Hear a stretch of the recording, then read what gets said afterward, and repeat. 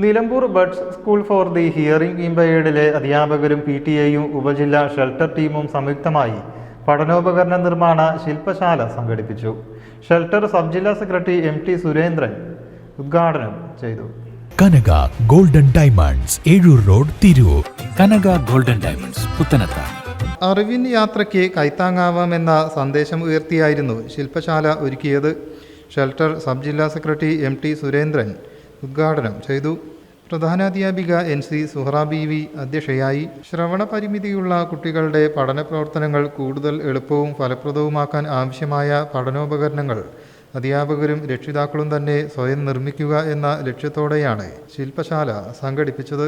വിദ്യാർത്ഥികളുടെ സർഗാത്മകവും ബോധനപരവുമായ വളർച്ചയ്ക്ക് സഹായിക്കുന്ന വിവിധ പഠനോപകരണങ്ങൾ നിർമ്മിച്ചു.